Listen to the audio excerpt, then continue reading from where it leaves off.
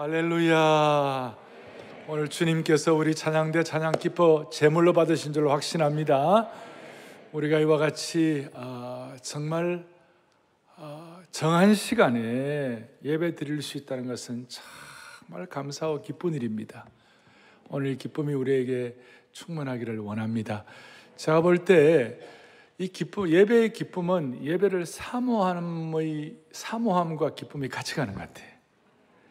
그래서 오늘 여러분 안아주시는 본당을 사모해가지고 지금 오셨거든요. 그리고 지금 본당, 은혜채플, 언약채플, 사랑채플, 그 다음에 안성수양관 여러 군데 좀 동시에 예배를 드리고 있는데 우리 모두가 다 정말 예배를 사모하여 말씀을 통한 충만한 기쁨을 주시기를 바랍니다. 자, 오늘은 남은 자의 기도에 대해서 말씀을 하겠는데요. 제가 지나간 이렇게 수십 년 동안 목회를 하고 또 저 자신을 돌아보면 하나님께서 어떤 일을 이루어 주실 때 그냥 되는 법이 없고 반드시 먼저 약속의 말씀을 먼저 주십니다. 먼저 말씀을 주십니다. 그리고 말씀을 주시고 난 다음에 이루어 주십니다. 그래서 오늘 이 시간 제가 여러분과 함께 지금 스가랴 8장 이 9절부터 23절을 좀 공부를 하겠어요. 공부를 좀 하겠어요.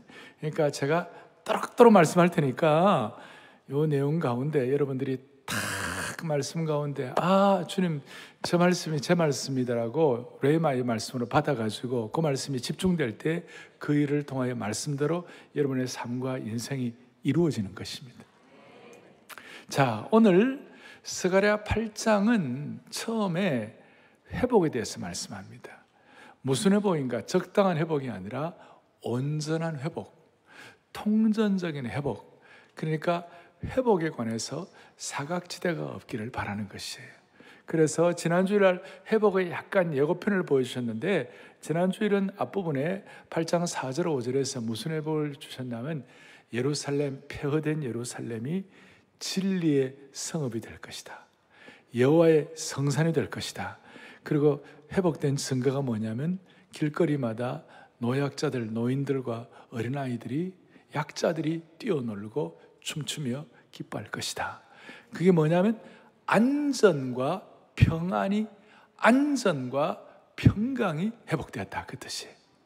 그리고 지난 주일날 7절 8절에서는 뭘 말씀했냐면 하나님께서 너희들이 내 백성이 되고 내가 너희 하나님이 됨이라. 이 독특한 하나님의 하나님과 백성들과의 관계의 방식이에요. 그래서 소위 하나님과의 관계 회복을 주셨어요. 그러니까 하나님과의 관계 회복. 처음에는 평강과 안전 회복, 하나님과의 관계 회복. 자, 그러면 안전과 평강의 회복, 그 다음에 하나님과의 관계 회복, 세 번째는 오늘 9절부터 13절까지 뭐가 나오느냐면 땅의 회복이에요. 땅의 회복이란 말은 뭐냐면 그동안은 노력하고 애쓰고 수고하고 땀 흘려도 거친 소산, 엉겅퀴, 소출이 엉망이에요. 그런데 오늘 하나님께서 이른 비와 늦은 비에 은택을 주시고 특별히 봄비의 은혜를 주셔가지고 하나님께서 땅을 회복시켜 주시는 것이에요. 그 얘기가 오늘 9절부터 13절까지 있어요. 메마른 땅에 적절한 비를 주시고 곡식은 풍성하게 자랄 것이고 노동자는 자식의 품삯을 받게 되는 생활비를 풍성하게 받게 되는 심은 대로 거두는 은혜가 작동되는 거예요. 여러분 그렇잖아요. 우리 살아가는 동안에 정말 애쓰고 수고한 그 땀의 대가가 그대로 풍성하게 주어지는 것, 그 축복 아닙니까? 너무 귀한 거예요. 왜냐하면 우리는 본래 창세기 3장에 범죄하고 하나님 불순종할 때 땅이 저주를 받았어요. 땅이 저주를 받아 가시와 엉겅퀴를 내고 어떤 사람들은 이게 오늘 이 시대로 말하면 죽도록 살도록 애쓰고 수고해도 남는 것이 없는 거예요. 그런데 하나님께서 땅의 회복을 주신다. 여러분들의 삶의 생업을 하나님이 보호하신다, 그 뜻이에요. 이 은혜의 주인공이 되시길 바랍니다. 오베데돔처럼 그러니까 저주받은 자가 복당해야 된다 그 뜻이에요. 저는 오베데돔이고 여러분들은 김베데돔이고 박베데돔이고 최베데돔이고 송베데돔이고. 이거 꿈도 못 꿉니까? 여기에 대한 기도 못 합니까? 할 수 있어요 우리가. 그 다음 땅의 회복 다음에 4절부터 14절부터 그 다음에 19절까지 보니까 이웃과의 관계 회복이에요. 특별히 16절 17절 읽어보겠습니다. 같이 보죠. 16절 17절 같이 보죠. 이웃과 더불어 진리를 말하며 너희 성문에서 진실하고 화평한 재판을 베풀고 마음에 서로 이야기를 도모하지 말며 거짓 맹세를 좋아하지 말며 이 모든 일은 내가 미워하는 것이니라. 여호와의 말씀이니라. 할렐루야. 이게 물론 참된 금식을 통한 어떤 증거로도 나타나기도 하지만 하나님께서 이웃과의 관계를 온전히 회복시켜 주시는 거예요. 그런데 이웃과의 관계 회복은 이 지금 14절부터 19절까지 이 내용은 아까 앞에 7절, 8절 하나님과의 관계가 온전히 회복된 사람들이 누릴 수 있는 결과예요. 하나님과의 관계가 수직적으로 잘 된 사람에게 하나님 수평적으로 이웃과의 관계도 회복시켜 주시는 거예요. 너무 놀라운 거예요. 여기에 여러분들 사각지대가 없기를 바랍니다. 그 다음에 이제 마지막 20절부터 23절에 뭘 말씀하고 있는가? 이방 사람들까지도 회복된다는 것이. 오늘 이런 회복은 어떻게 보면 참 온전한 회복이고 통전적인 회복이에요. 이방인들이 다 예루살렘으로 와서 은혜 받고 이 이방인들이 예루살렘으로 순례길을 오겠다고 그러고 얼마나 좋은 겁니까? 자, 이것은 하나님의 한결같은 목자의 심정을 통하여 나타난 결과예요. 이거는 다 똑같아요. 무슨 말이냐면 하나님의 백성이 회복되면 나만 회복되는 것이 아니라 이웃들도 축복을 받는 것이에요. 아브라함에게 그 축복의 근원이 되라 그랬고 이스라엘 백성에게 제사장 나라가 되라고 그랬고 그 다음 심지어 다윗이 골리앗을 물리칠 때도 그냥 골리앗 때려 죽이는 그게 목표가 아니고 땅의 모든 백성이 하나님 되심을 알지어다 그랬어요. 그 골리앗 이기는 사건을 통하여 이스라엘 백성들이 광야길을 건너서 요단강을 건너 가나안 땅에 들어갈 때도 그 가나안 땅 들어간 이유도 땅의 모든 백성이 하나님의 하나님 되심을 알지어다. 그게 구약에 맹맥히 흐르는 회복의 중요한 것이. 그러니까 우리가 회복되고 우리만 뱉어드리는 것이 아니라 우리가 회복되어 가지고 주위가 복을 받는 것이. 그래서 엄격하게 말하면 여러분들은 복의 대상이 아니라 복의 근원이에요. 이게 회복의 축복이에요. 그러면 제가 이런 말씀을 드리면 아니 이 회복이 진짜 내 것이 될 수 있습니까? 21세기에 살아가는 우리들이 진짜 우리의 것이 될 수 있습니까? 이런 질문을 할 수 있어요. 그런데 오늘 두 번째로 생각할 것은 뭐냐면 이 회복은 본질적인 회복을 위하여 누가 쓰임받을 수 있는가? 그러니까 누가 온전한 회복을 위하여 쓰임받을 수 있을 것인가? 구체적으로 이게 바로 6절에도 나오는데 남은 백성 11절 보겠습니다. 11절 여러분들 읽었는데요. 같이 보죠. 만군의 여호와의 말씀이니라. 이제는 내가 이 남은 백성 대하기를 놀라운 말씀이 남은 백성들을 통하여 하나님이 온전한 회복을 하게 하실 것이다. 그 남은 백성이 뭐냐? 남은 백성이 할 일이 뭐냐? 남은 백성은 그냥 자기만 남은 백성이 아니라 그 다음에 20절에 보면 뭐라고 나와 있는가 하면 수많은 사람들, 여러 백성에게 영향을 끼치고 그 다음에 22절에 보면 많은 백성과 강대한 나라들에게 영향을 끼치고 23절에 보면 말이 다른 이방 백성들에게도 이 남은 백성이 영향을 끼치는 거예요. 그러니까 남은 백성. 그럼 이 남은 백성이 뭐냐? 남은 자가 뭐냐? 이걸 구약에서는 이사야에서는 거룩한 그루터기다. 남은 자다. 렘넌트다. 남은 백성이다. 이것을 우리식으로 말하면 사명받은 사람, 말씀을 통하여 사명받은 사람.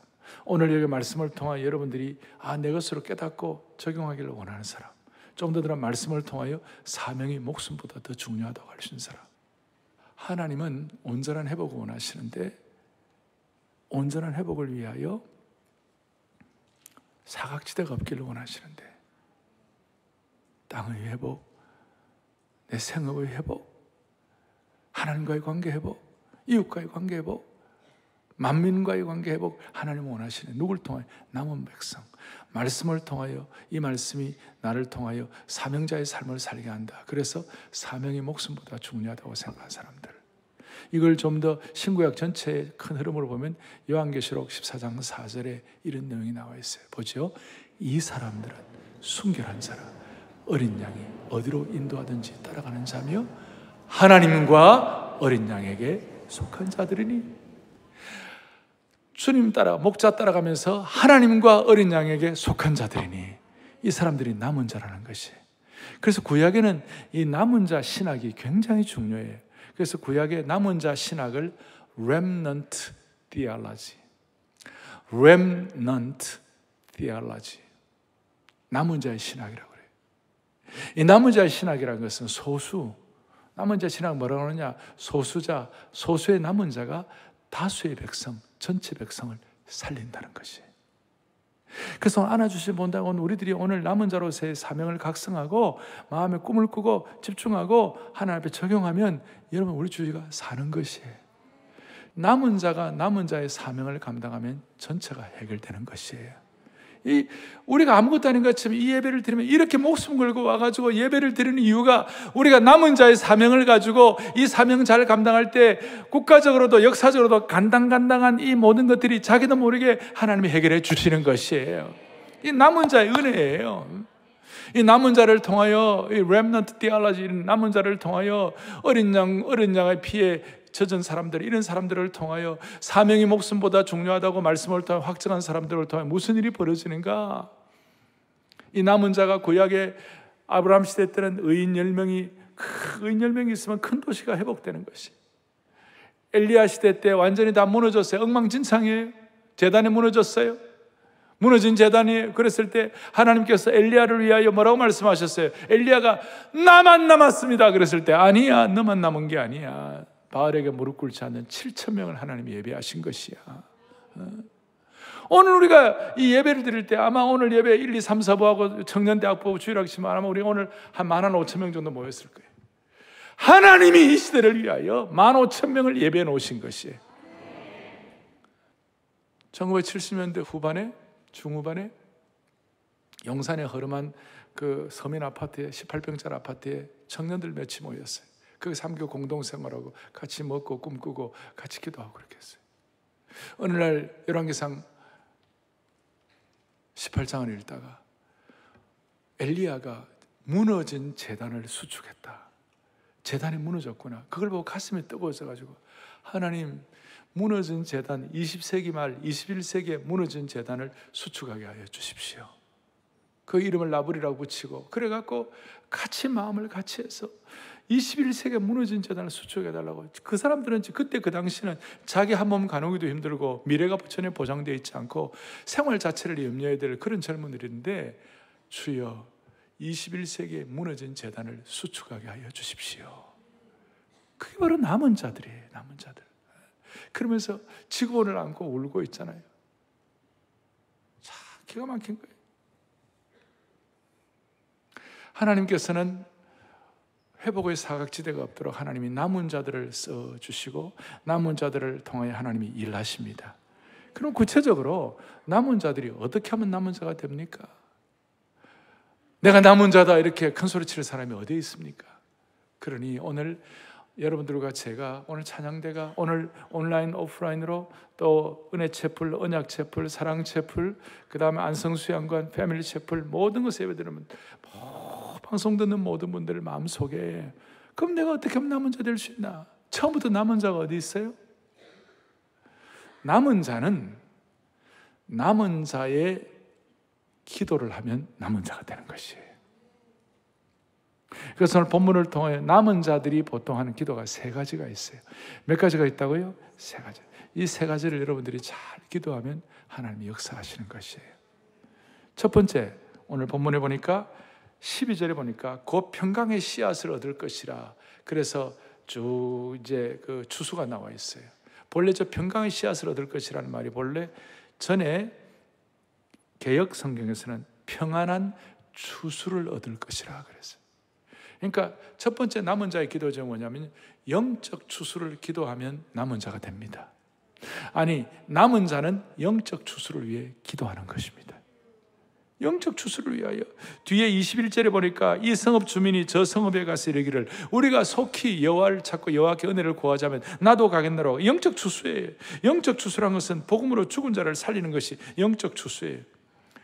오늘 지금 10월 말, 이제 다음 주는 11월 되는데 이제 추수의 거의 마지막 시간이에요. 지금 이 물리적 추수의 기간이 영적 추수의 은혜에 대한 눈을 열어주시기를 바라는 것이에요.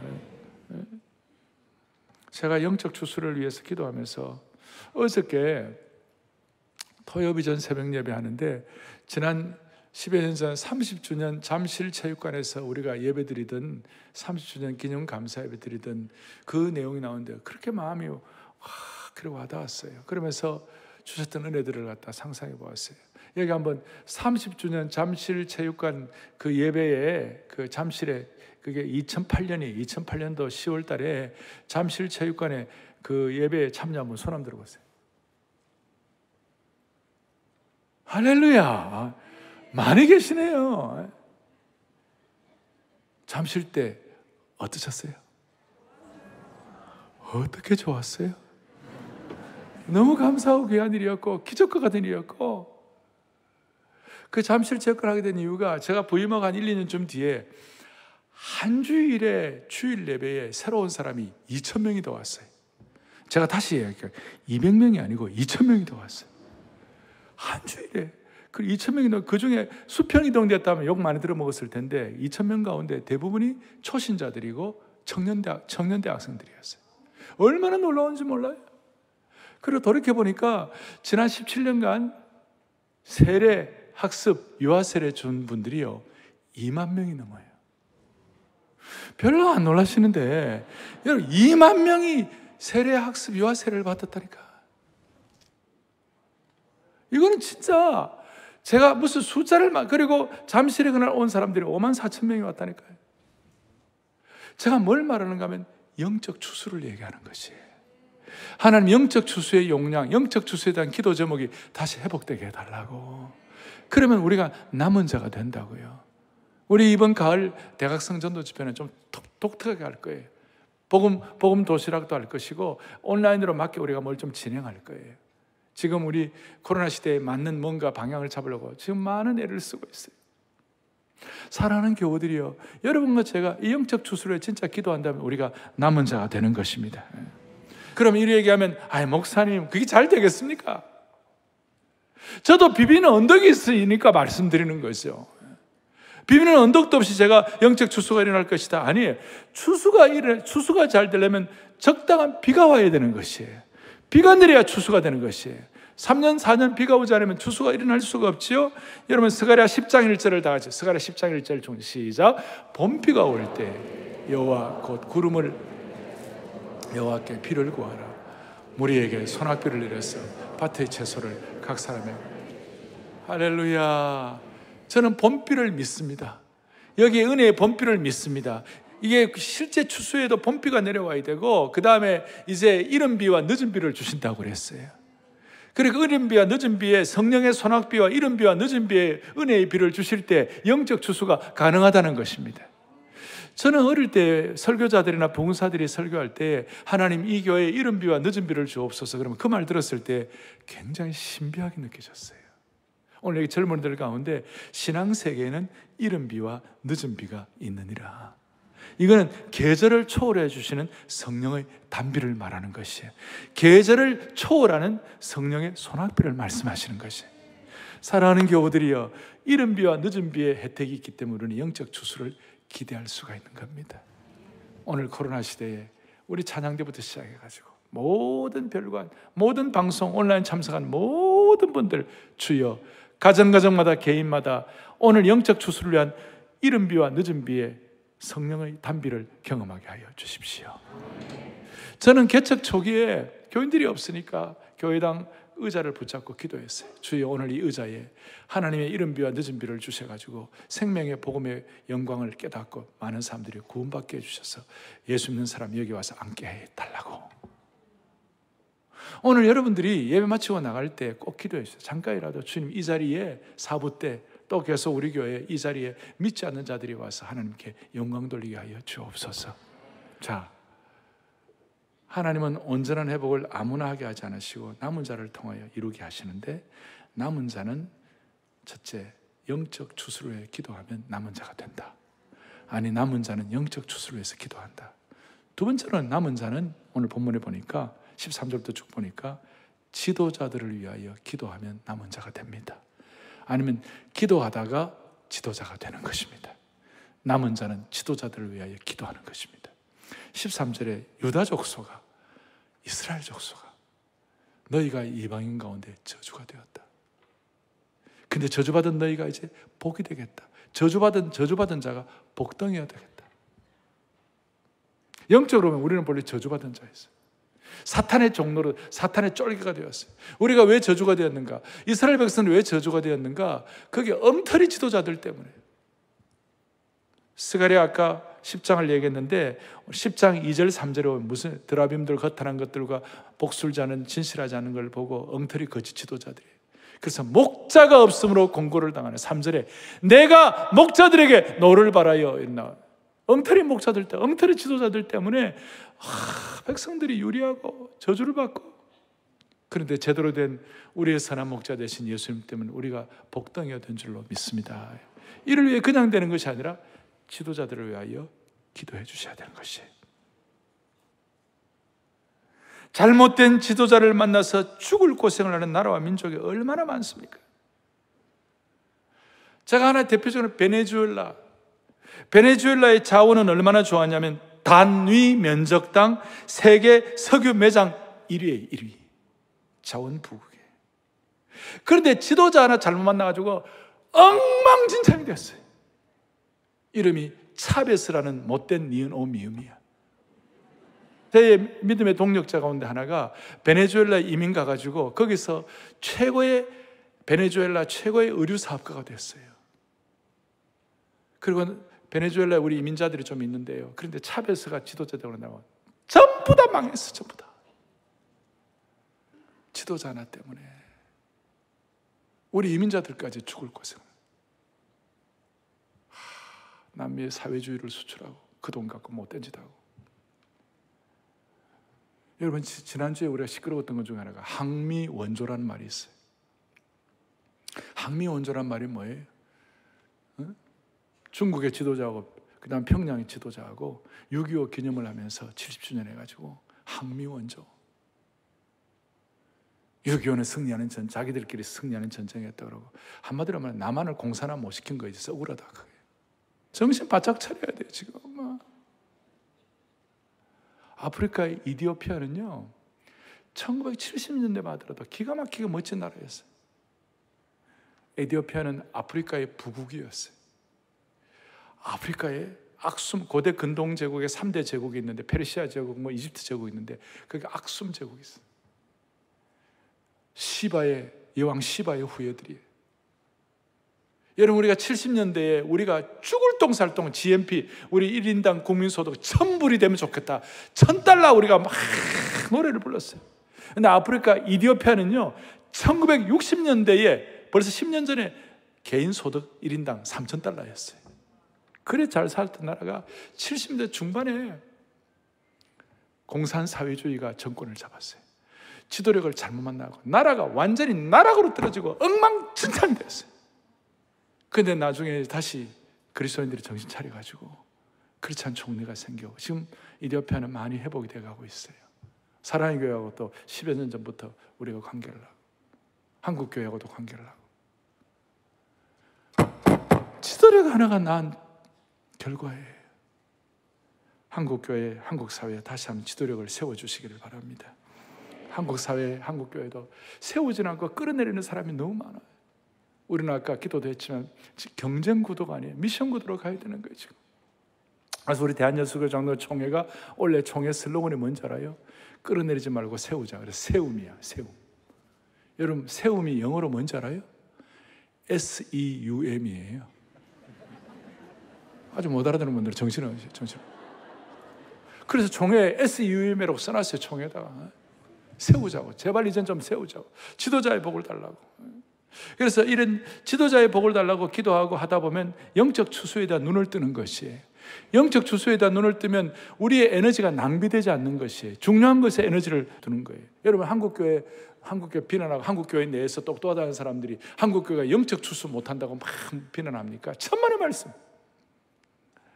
뭐 지도자가 뭐가 잘못됐다, 뭐가 어떻다, 재정이 뭐가 잘못됐다, 이런 거 갖고 비난하지 영적 추수가 어떻다고 비난하는 사람이 없다고요. 그러니까 우리는 영적 추수를 회복시켜야 되는 것이에요. 나머지가 그러면 따라가게 되어 있는 것이에요. 누가 남은 자예요? 지도자를 위하여 기도하는 사람이 남은 자예요. 그리고 지도자를 위하여 기도하다 보면 자기가 지도자가 되는 것이에요. 뭐 겉으로 대단한 지도자는 아니랄지라도 가정에서 올바른 지도력을 갖고 살아갈 수 있도록 만들어 주시는 것이에요. 자, 온전한 회복은 남은 자를 통하여 일어나, 남은 자의 기도를 통하여, 남은 자가 첫째 뭐예요? 영적 추수를 위하여 기도하는 사람. 두 번째는 남은 자가 지도자를 위하여 기도하고, 이제 세 번째 남은 자는 뭘 위하여 기도하는가? 남은 자는 다음 세대를 위하여 기도하는 거예요. 아니, 다음 세대를 위하여 진심으로 기도하는 자가 남은 자가 되는 것입니다. 오늘 스가랴 8장 15절에 보니까 이제 내가 다시 예루살렘과 유다 족속에게 은혜 베풀기를 뜻하였다. 그러니까 예루살렘과 유다 족속에게 은혜를 베풀린다, 이 말은 세대와 세대를 은혜를 베풀겠다. 이것과 연계해가지고 뒤에 스가랴 10장 8절 9절에 이렇게 나와 있어요. 같이 보겠습니다. 내가 그들을 향하여 휘바람을 불어 그들을 모을 것이라. 내가 그들을 구속하였습니다. 그들이 전에 번성하였던 같이 번성하리라. 9절 다 함께. 내가 그들을 여러 백성들 가운데 그들이 먼 곳에서 나를 기억하고 그들이 살아서 그들의 자녀들과 함께 돌아올지.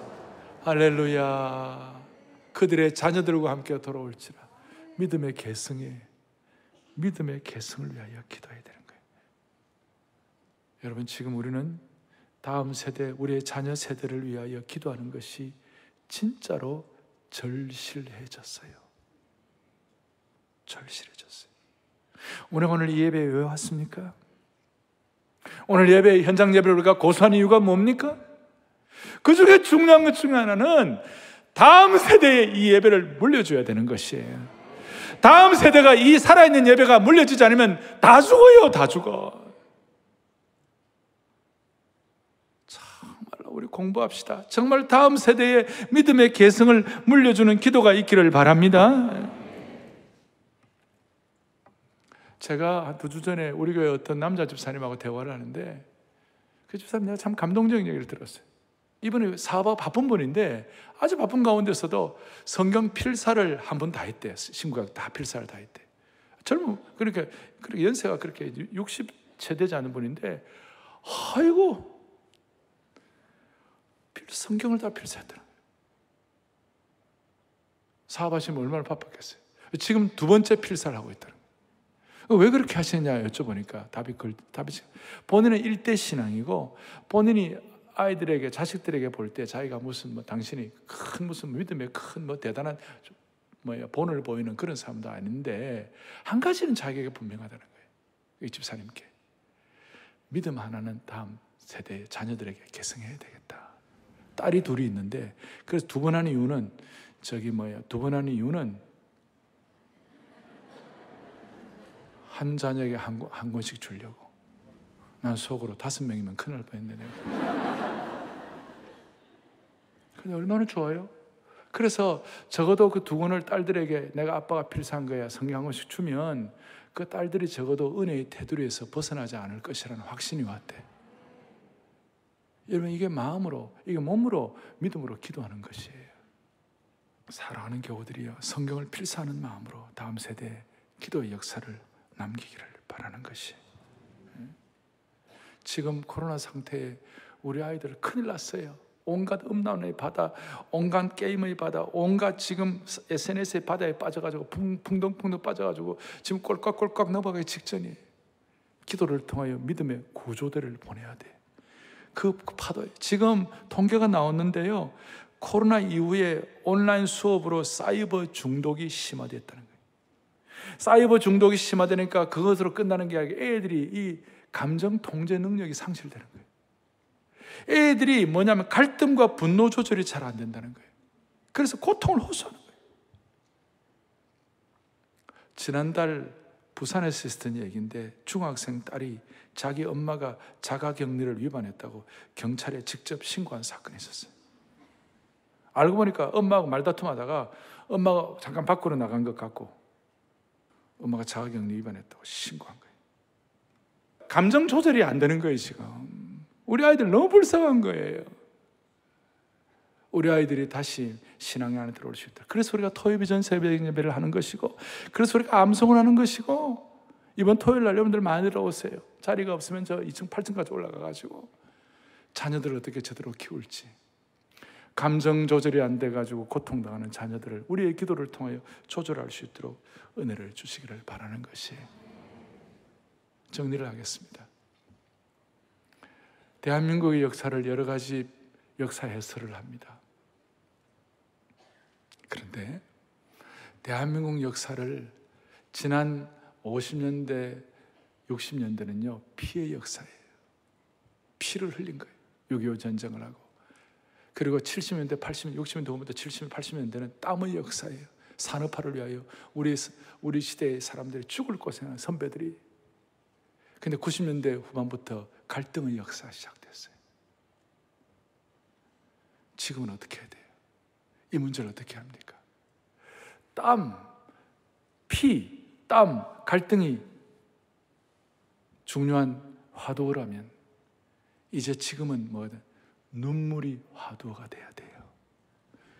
다른 눈물이 아니라 부모가 다음 세대의 믿음 계승을 위한 눈물의 기도가 화두가 돼야 돼요. 눈물의 기도가 화두가 돼야 돼요. 그래서 이 민족을 살려야 돼요. 다음 세대 살려야 돼요. 이게 남은 자가 기도할 때 일어나는 하나님 나라의 역사의 실체입니다. 주여 우리의 기도를 통하여, 주여 우리의 기도를 통하여 영적 추수가 일어나게 하옵소서. 주여 우리의 기도를 통하여 하나님 아버지 우리의 기도를 통하여 지도자의 복을 주옵소서. 주여 우리의 기도를 통하여 다음 세대가 살게 하여 주시옵소서. 우리 다 손을 펼치시고, 주님, 주의 응답 이곳에 가득해 전능하신 하나님 아버지, 같이 우리가 찬양하면서 이 찬양하는 가운데, 응답하는 가운데 주여 영적 추수, 주여 지도자의 복, 주여 다음 세대 믿음 계승을 사모하면서 이 찬송합니다. 주의 응답 이곳에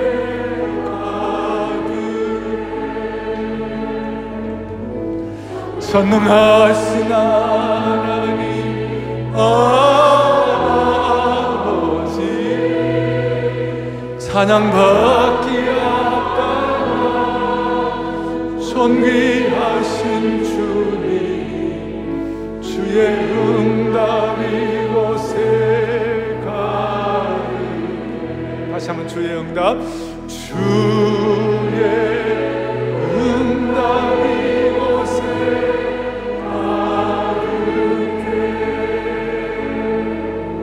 전능하신 하나님 아버지,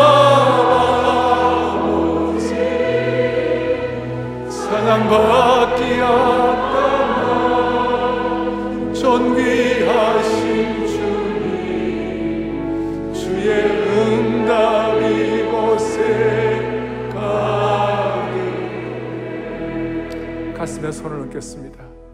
어제 토요일 새벽 예배 때는 우리가 이 찬송을 여러 번 부르면서 하나님 앞에 기도했습니다. 오늘 우리의 마음속에 주여 우리의 기도와 말씀과 우리의 남은 자의 소원을 통하여, 남은 자의 사명을 통하여 주여 다시 한번 한국교회의 영적 추수가 회복되게 하여 주시옵시고, 주여 이 일을 통하여 하나님 아버지 이 민족에게, 이 교회에, 그리고 우리 한국교회 공동체에 지도자의 복을 허락하여 주시옵시고, 다음 세대가 저렇게 SNS와 지금 중독되어 가지고 감정 조절이 되지 않는 이 시대 가운데 아버지 하나님 믿음의 계승이 되게 하여 주셔서 우리 아이들과 우리 시대 가운데 수많은 남은 자의 기도가 계승되게 하여 주시기를 원하옵니다.